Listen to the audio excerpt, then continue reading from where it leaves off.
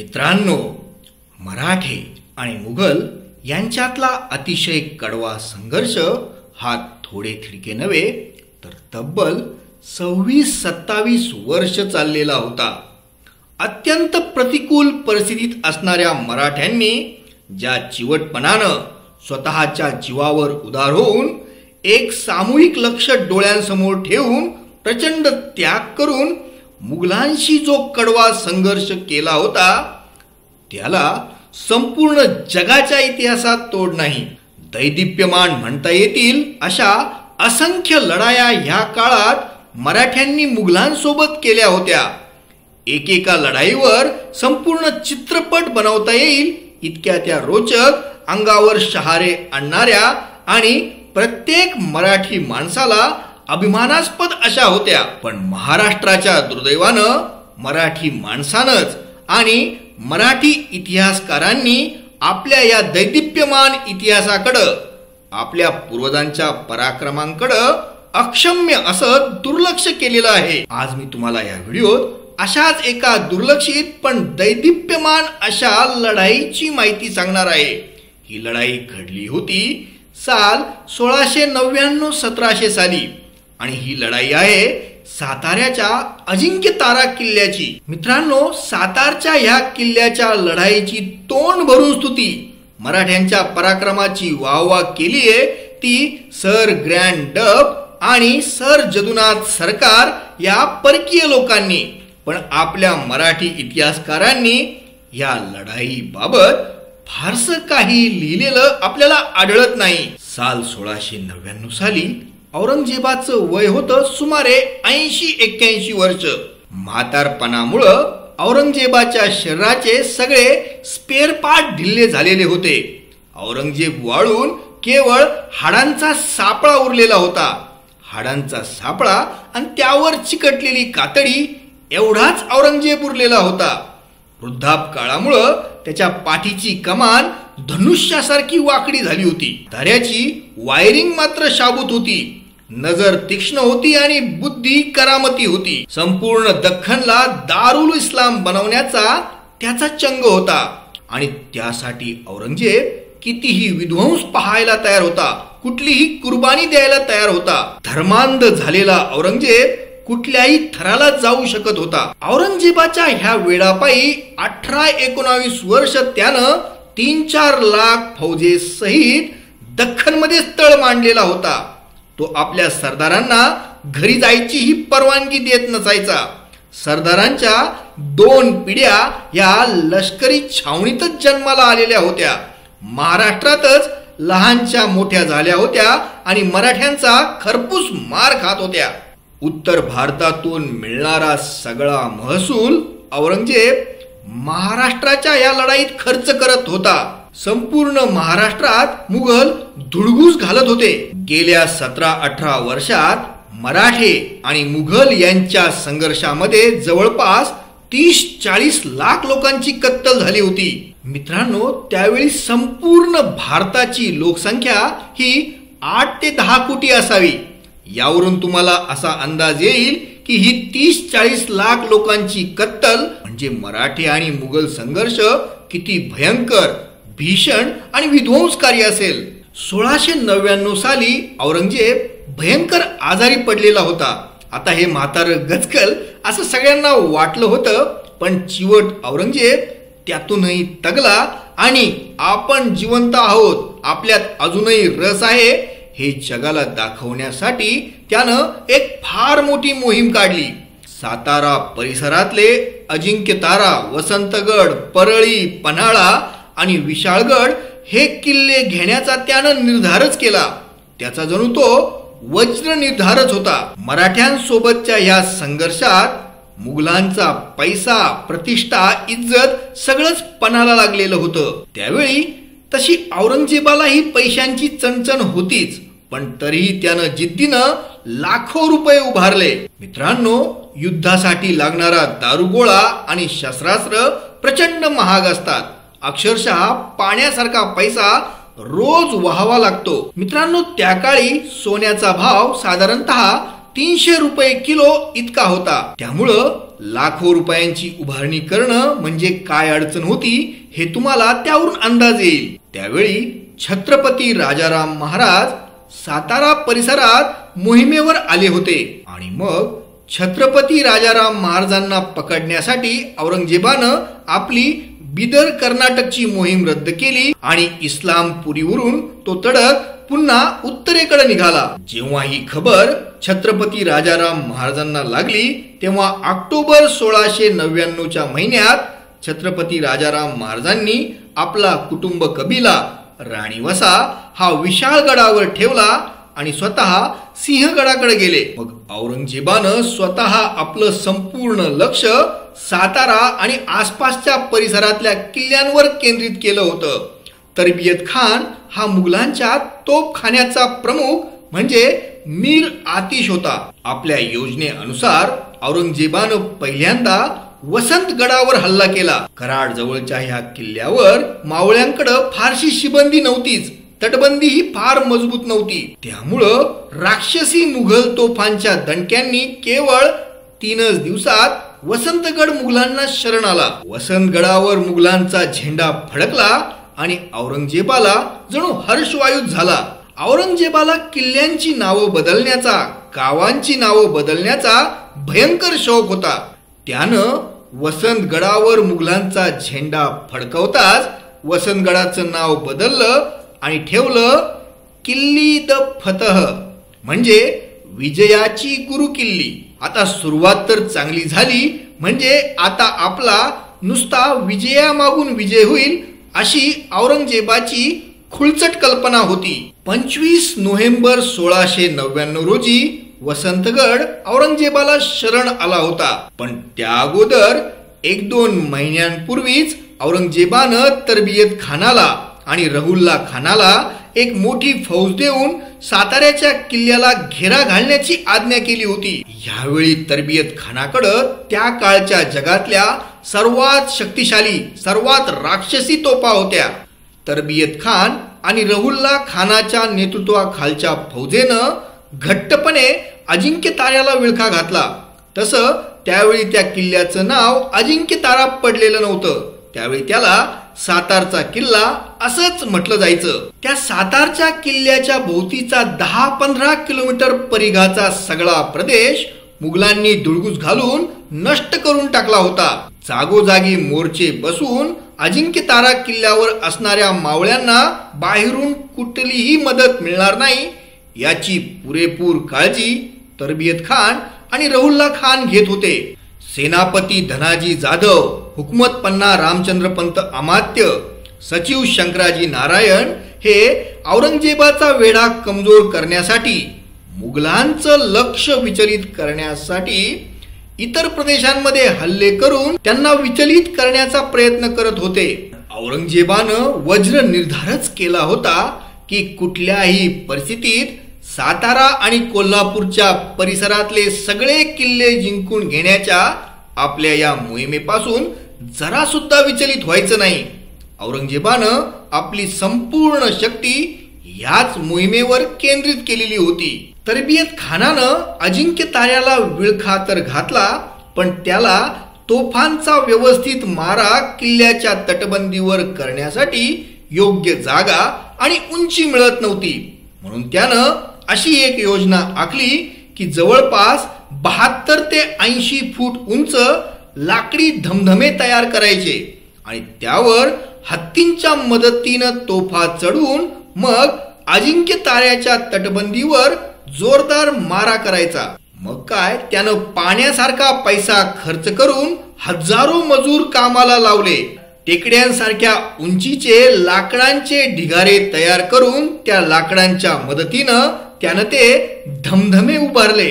धमधमे म्हणजे लाकडी बुरुज. तर जदुनाथ सरकार मुघल दप्तरातल्या नोंदीनुसार लिहितात की तरबियत खानानं 75 फूट उंचीचे लाकडाचे मजबूत धमधमे तयार करण्यासाठी अजिंक्य ताऱ्याच्या परिसरातल्या 40 किलोमीटरच्या परिघामध्ये एकही उभं झाड शिल्लक ठेवलेलं नव्हतं. 400-500 बैल आणि शेकडो उंट रात्रंदिवस ते लाकडच वाहण्यासाठी ठेवलेले होते. आणि ते सुमारे 1.5 महिनाभर लाकडच वाहत होते. यावरूनच तुम्हाला त्या धमधम्यांची म्हणजे लाकडी बुरुजांच्या भव्यतेची कल्पना येऊ शकते. ते धमधमे तयार झाल्यानंतर त्यांच्यावर हत्तींच्या मदतीनं अत्यंत जडशीळ राक्षसी ताकदीच्या तोफा चढवल्या गेल्या होत्या. सुमारे 8 ते 10 हजार मजूर रात्रंदिवस ह्या कामावर राबत होते. मुघलांच्या राक्षसी तोफा त्या लाकडी धमधम्यांवर चढल्या आणि रात्रंदिवस अजिंक्य ताऱ्याच्या तटबंदीवर तोफगोळ्यांचा पाऊस पडू लागला. पण मित्रांनो, अजिंक्य तारा किल्ल्याची तटबंदी अतिशय मजबूत होती. तिथं किल्लेदार सुभानजी नाईक म्हणून होते, तर हवालदार म्हणून प्रयागजी प्रभू होते. हे दोघही अत्यंत कडवे आणि निष्ठावान लढवय्ये होते. निधड्या छातीचे होते. त्यांनीही आतून प्रचंड प्रतिकार करायला सुरुवात केली. किल्ल्यावरून दगडांचा, गोफण गुंड्यांचा, बाणांचा, बंदुकांचा आणि तोफगोळ्यांचा मारा करून ते कुणालाही तटबंदी जवळ येऊच देत नव्हते. त्यांनी मुघलांचं प्रचंड मोठं नुकसान करून टाकलं होतं. सुमारे 1.5 महिनाभर संपूर्ण ताकद पणाला लावूनही अजिंक्य तारा झुकत नाही म्हटल्यावर औरंगजेबानं एक कपटी डाव खेळला. जतचे सरदार सटवाजी डफळे आणि त्यांचे पुत्र बाजी डफळे ह्या पिता पुत्रांना औरंगजेबानं आपल्या बाजूनं वळवून घेतलं.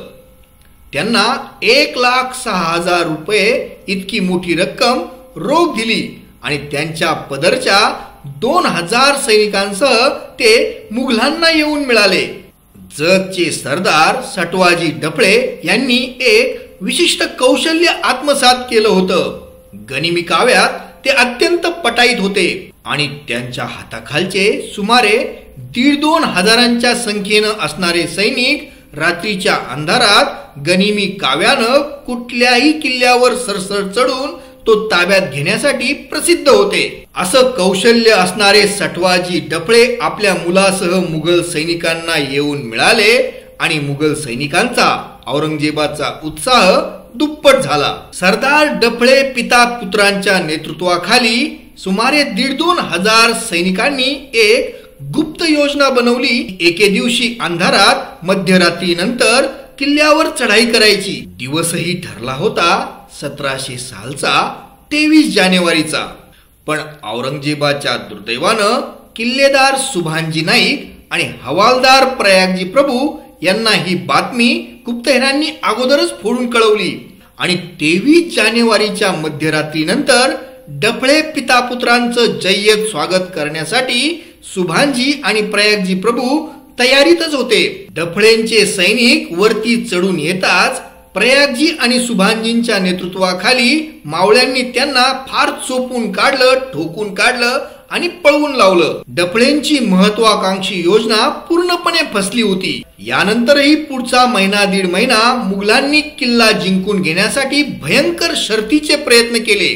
पण किल्ल्यावरचे 1,500-2 हजार मावळे मुघलांना अजिबात दादच देत नव्हते. दगडधोंडे, बाण आणि तोफगोळ्यांचा वापर करून मराठे रोज शेकडो मुघल सैनिकांना यमसदनी धाडत होते.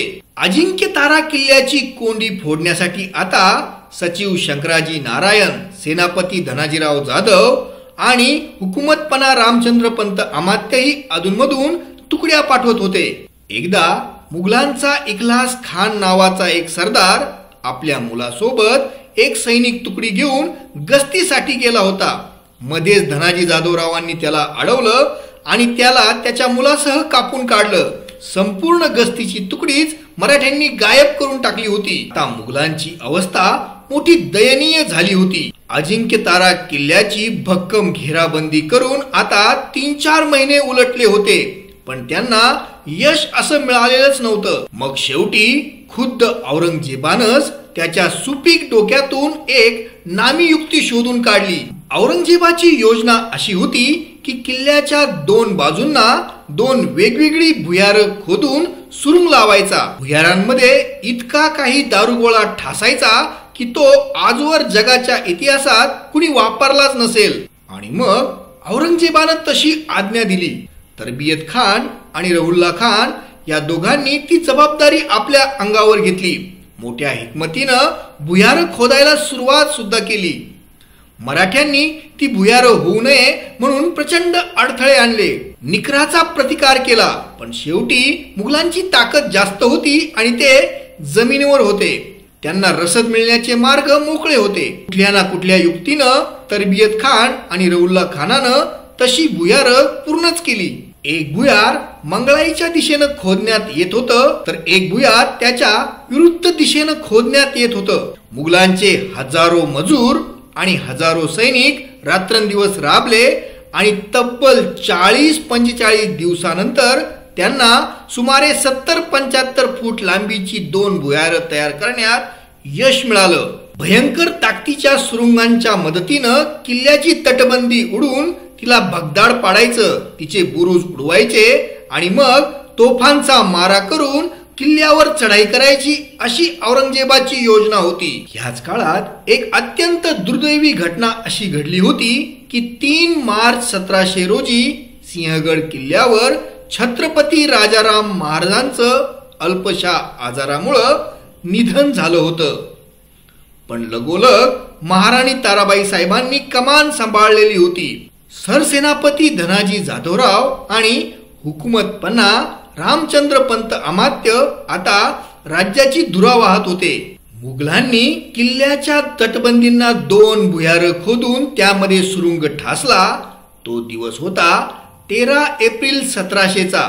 दोन्ही सुरुंगांमध्ये ठासण्यासाठी मुघलांनी इतक्या प्रचंड प्रमाणात दारुगोळा वापरला होता की ज्याची साधी कल्पना सुद्धा किल्लेदार सुभांजी नाईक करू शकत नव्हते. तसं मुघलांनी काहीतरी विलक्षण योजना आखलेली आहे याची निश्चित कल्पना सुभांजी नाईक आणि प्रयागजी प्रभू यांना आली होती. मंगळाईच्या दिशेचं नेतृत्व स्वतः सुभांजी नाईक करत होते, तर दुसऱ्या बाजूचं नेतृत्व हे प्रयागजी प्रभू करत होते. अजिंक्य तारा किल्ल्यावर होणारा महाविस्फोट स्वतःच्या उघड्या डोळ्यांनी पाहण्यासाठी खुद्द औरंगजेब एका दूर अंतरावर हजर होता. सुरुंगांना बत्ती देण्यासाठी मनगटा एवढ्या जाडीच्या आणि लांबच लांब मातींची योजना केलेली होती. ज्या दिशेच्या मोर्चाचं नेतृत्व हवालदार प्रयागजी प्रभू करत होते, त्या दिशेची वाट पेटवण्याची आज्ञा औरंगजेबानं पहिल्यांदा दिली. मग त्या सुरुंगाची वाट पेटवण्यात आली. सरसर सरसर आवाज करत ती आग वरवर चढू लागली आणि थोड्याच वेळात ज्वालामुखीचा विस्फोट व्हावा इतका प्रचंड आगीचा लोळ उसळला.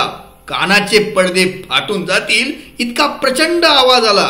आजूबाजूच्या डोंगर रांगांमध्ये तो आवाज घुमू लागला. ज्या मोर्चाचं नेतृत्व हवालदार प्रयागजी प्रभू करत होते, त्या बाजूचा बुरुज चिंधड्या होऊन हवेत उडाला. बुरुजावर पहाऱ्याला असणारे कित्येक मावळे पाला पाचोळ्यासारखे हवेत विखुरले गेले. मोठे मोठे दगड सर्वत्र विखुरले जाऊन त्या दगडांमुळं अनेक मावळ्यांचा बळी सुद्धा गेला. धूळ माती दगडाचं प्रचंड वादळ उठलं आणि त्या ढिगाऱ्यामध्ये कित्येक मावळे जिवंत गाडले गेले. दुर्दैवाची गोष्ट तर अशी होती की त्या दगड मातीच्या प्रचंड ढिगाऱ्याखाली स्वतः हवालदार प्रयागजी प्रभू सुद्धा जिवंत गाडले गेले होते. दगडांमुळे जखमी झालेल्या मावळ्यांची तर गणतीच नव्हती. मुघल असा महाभयंकर प्रकार जो आपण कधी ऐकला नाही, पाहिला नाही, असा काही करतील अशी कल्पनाच त्या बिचाऱ्या मावळ्यांना नव्हती. ते सर्वजण हादरून आणि भेदरून गेले होते. किल्ल्यावरचे मराठे जो काही दारुगोळा वर्षभर पुरवून वापरायचे, त्यापेक्षाही जास्त दारुगोळा मुघलांनी केवळ एका विस्फोटासाठी वापरलेला होता. भेदरलेले मावळे किल्ल्याच्या दुसऱ्या दिशेला पळाले. ज्या बाजूचा बुरुज पहिल्यांदा उडवला गेला होता त्यावर चढाई करून सर करणं इतकं सोपं नव्हतं. म्हणून मुघलांचं मुख्य लक्ष हे सुभांजींच्या बाजूला असलेल्या बुरुजाकडे होतं, तिकडच्या तटबंदीकडे होतं. तिकडच मुघलांनी खूप मोठं सैन्य जमा करून ठेवलेलं होतं. अत्यंत कडवे लढवय्ये असणारे हवालदार प्रयागजी प्रभू जिवंत गाडले गेले होते आणि त्यासोबत महाभयंकर न पाहिलेला विस्फोट झालेला होता. या 2 प्रकारांमुळे किल्ल्यावरचे मावळे भेदरलेले होते. हे दृश्य पाहताच औरंगजेब मात्र भलताच खुश झाला. सगळ्या मुघलांच्या गोटामध्ये मोठा जल्लोष पसरला. रणवाद्य वाजवून आणि मोठमोठ्या घोषणा देऊन सगळी मुघल फौज आपला आनंद व्यक्त करू लागली होती. मग औरंगजेबानं दुसऱ्या शृंगालाही बत्ती देण्याचा आदेश सोडला. पहिल्या विस्फोटामुळे हादरलेले जवळपास 400-500 मावळे आता दुसऱ्या बाजूला विरुद्ध दिशेला गोळा झाले होते आणि मुघलांनाही तेच हवं होतं. खुद्द किल्लेदार सुभानजी नाईकही फार चिंतेत पडलेले होते. त्यांच्यासाठी सुद्धा ही बाब अनपेक्षित होती. किल्लेदार सुभानजी नाईक यांच्या बाजूला असणाऱ्या तटबंदी आणि बुरुजाला उडवून मोठं खिंडार पाडायचं आणि मग त्याच बाजूला असणाऱ्या लाकडी धमधम्यांवर ठेवलेल्या राक्षसी तोफांमधून प्रचंड मारा करून आतमध्ये दानादान उडवून देणे, आतमध्ये जाळपोळ करणे आणि ही सगळी धामधूम चालू असतानाच सटवाजी डफळे आणि बाजी डफळे आपल्या 400-500 माणसांसोबत किल्ल्यावर चढतील, खिंडारातून आत घुसतील आणि आतमध्ये मुघलांचा ध्वज फडकवतील, अशी सारी योजना होती. सटवाजी डफळे आणि त्यांच्या माणसांनी विस्फोटाच्या आवाजानं आपल्या कानांचे पडदे फाटू नये म्हणून कानात कापसाचे बोळे घातलेले होते. दुसऱ्या शृंगाची ही वाट पेटवण्यात आली. सरसर सरसर करत ती आगीची ज्योत वरवर चढू लागली. या ठिकाणी औरंगजेबानं पहिल्या बुरुजाच्या खाली जेवढा पेरला होता त्यापेक्षाही जास्त भयंकर ताकदीचा, जास्त प्रमाणाचा दारुगोळा ठासून भरलेला होता. ती सरसर वर चढणारी ज्योत वरपर्यंत पोहोचली आणि इतका काही महाभयंकर विस्फोट झाला की आसपासचा 25-30 किलोमीटरचा प्रदेश हादरला. तिथं जणू भूकंपच आलेला होता. त्या दिशेचा बुरुज तर हवेत चिंध्या होऊन उडाला होता. त्या बुरुजावर असणारे 400-500 मावळेही हवेत चिंधड्या चिंधड्या होऊन उडालेले होते. खुद्द किल्लेदार सुभानजी नाईक सुद्धा हवेत उडाले होते. पण त्यांचं नशीब हे बलवत्तर होतं, त्यामुळे ते एका गवताच्या गंजीवर जाऊन पडलेले होते. किल्ल्याच्या आतमध्ये असणारेही खूप सारे मावळे उडत्या दगडांना, उडत्या धोंड्यांना बळी पडले होते. हा स्फोट इतक्या भयंकर ताकदीचा होता की बुरुज तर पूर्णपणे नष्ट झाला होता, पण किल्ल्याच्या तटबंदीला सुद्धा सुमारे 200-300 फूट लांबीचं भगदाड पडलेलं होतं. मोठं खिंडार पडलेलं होतं. धूळ, दगड, मातीचं मोठं वादळ तिथं उठलेलं होतं. एकच हलकल्लोळ सर्वत्र माजलेला होता. आणि हा सुरुंगाचा विस्फोट होताच तिसऱ्या एका सुरक्षित बाजूवरनं सटवाजी डफळे, बाजी डफळे आणि त्यांची माणसं सरासर वर चढू लागली होती. पण औरंगजेबाचं आणि मुघलांचं दुर्दैव त्यांच्या आड आलं. बुरुजाचा आणि तटबंदीचा विस्फोट होऊन जे दगड आणि माती हवेत उडालेले होते ते किल्ल्याच्या आत न पडता मुघलांच्या बाजूला पडले. मुघलांनी केलेला हा विस्फोट भयंकर ताकदीचा होता, त्यामुळं डोंगराचाही काही भाग खचला आणि तो मुघलांच्याच बाजूला पडला. वरून प्रचंड मोठ्या शिळा, दगड, धोंडे, मातीचे ढिगारे हे मुघलांच्या सैनिकांवर कोसळले आणि मुघलांनी मोठ्या कष्टानं उभारलेले लाकडी धमधमे, त्यावरच्या तोफा, त्यावरचे तोपची आणि इतर सुमारे 2000 मुघल सैनिक दगड मातीच्या प्रचंड ढिगाऱ्याखाली क्षणार्धात गाडले गेले. होत्याचे नव्हते झाले. डोंगरावरून प्रचंड वेगानं घरंगळत येणाऱ्या दगडांमुळे शेकडो मुघल सैनिक, हजारो मुघल सैनिक जखमी आणि जायबंदी झाले. मुघलांच्या गोटामध्ये एकच गोंधळ उडाला. औरंगजेबाला हे सगळं अनपेक्षित होतं. सगळीकडं एकच अफरातफर माजली. सगळे मुघल मोर्चे सोडून मागं पळत सुटले. बुरुजावरचे जे 300-400 मावळे हवेत उडाले होते तेही दुर्दैवानं या दगड मातीच्या प्रचंड ढिगाऱ्याखाली गाडले गेले होते. या दगडांच्या माऱ्यामुळं सटवाजी डफळे आणि बाजी डफळे यांच्या 400-500 माणसांपैकी 200-300 माणसं बळी पडली होती. पण आश्चर्याची गोष्ट ही होती की एवढ्या सगळ्या भयंकर गोंधळातही सटवाजी डफळे, बाजी डफळे आपल्या 100-200 माणसांसह किल्ल्यावर वर चढण्यात यशस्वी झाले होते. या झालेल्या विध्वंसातून सावरायला बराच वेळ सगळ्यांसाठी गेला. पण ह्या झालेल्या विध्वंसातूनही आपण औरंगजेबाला हा किल्ला जिंकून देऊ अशी डफळे पितापुत्रांची खात्री होती. डफळे पितापुत्र मोठमोठ्यानं ओरडून इतर मुघलांना आपल्या मदतीला बोलावत होते. पण मुघलांचं मनोधैर्य पूर्णतः खच्ची झालं होतं. कुणीही जागचं हालायला सुद्धा तयार नव्हतं. मुघलांचं प्रचंड नुकसान झालं होतं. खुद्द औरंगजेबाचे पाय सुद्धा भीतीनं लटलटा कापत होते. पण डफळे पितापुत्र मात्र हा किल्ला औरंगजेबाला जिंकूनच द्यायचा या निर्धारानं पेटलेले होते. आपल्या 100-200 मोजक्या लोकांसह तलवारी उपसून ते खिंडारातून आत घुसले. त्यावेळी हवालदार प्रयागजी प्रभू ढिगाऱ्याखाली जिवंत गाडले गेले होते, तर किल्लेदार सुभानजी नाईक हे बेशुद्ध पडलेले होते आणि बहुतांश मावळे हे जखमी झाले होते. पण तरीही उरलेल्या मावळ्यांनी धैर्य एकवटलं आणि तलवारी उपसून ते डफळेंच्या माणसांचा प्रतिकार करू लागले. आता डफळे पिता पुत्रांची 100-200 माणसं अजिंक्य तारा सर करणारच अशी परिस्थिती आली होती. आणि तेवढ्यात तिथं एक चमत्कार घडला. मातीच्या ढिगाऱ्यातून धुळीनं आणि रक्तानं माखलेले प्रयागजी प्रभू आपल्या हातात तलवार घेऊन तिथं प्रकट झाले आणि मोठ्यानं ओरडत ते त्वेषानं लढू लागले. मावळ्यांचा असा समज झाला की ही आई मंगळा देवीची आणि भवानी मातेचीच कृपा आहे.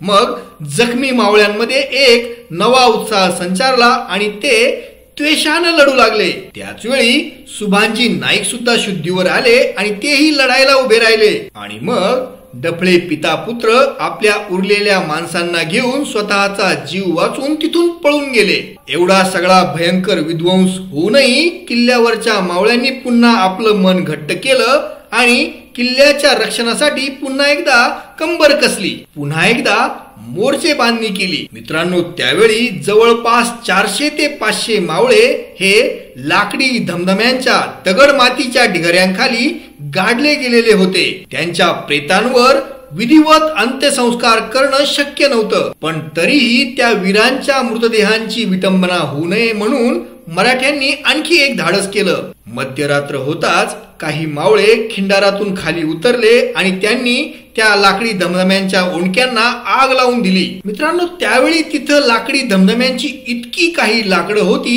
की ती जी आग भडकली ती सुमारे पुढचे 8 दिवस धगधगतच होती. त्या आगीची धग इतकी भयंकर होती की पुढचे 7-8 दिवस कुठल्याही मुघल सैनिकाची पुढे येण्याची हिम्मतच झाली नाही. एवढंच नव्हे तर तिथं लागलेली आग मुघल छावणी सुद्धा पसरली आणि मुघलांचं पुन्हा एकदा फार भयंकर नुकसान झालं.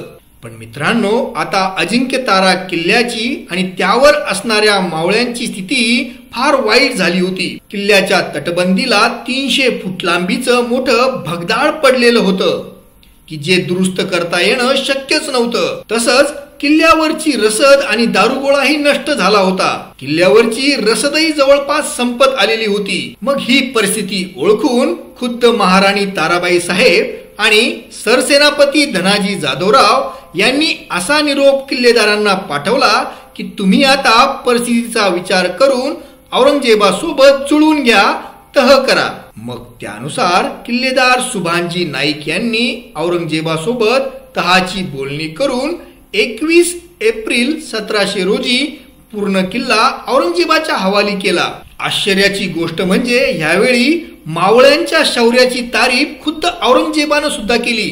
त्यानं सर्व मावळ्यांना अत्यंत सन्मानाची आणि आदराची वागणूक दिली. मित्रांनो, मावळ्यांच्या या शौर्याला, धैर्याला आणि त्यागाला माझे त्रिवार अभिवादन. मित्रांनो, तुम्हाला साताऱ्याच्या अजिंक्य ताऱ्याच्या लढाईची ही कहाणी कशी वाटली हे तुम्ही मला कॉमेंट बॉक्स मधनं जरूर कळवा. आपले खूप खूप धन्यवाद. मित्रांनो, अशाच सुंदर सुंदर कहाण्या आणि किस्से ऐकण्यासाठी आपण माझ्या YouTube चॅनलला भेट द्या. आपल्या प्रोत्साहनाची मला गरज आहे. मला प्रोत्साहन देण्यासाठी आपण माझ्या YouTube चॅनलला सबस्क्राईब करा. माझ्या व्हिडिओला लाईक करा, कॉमेंट करा आणि शेअर सुद्धा करा. आपले खूप खूप धन्यवाद.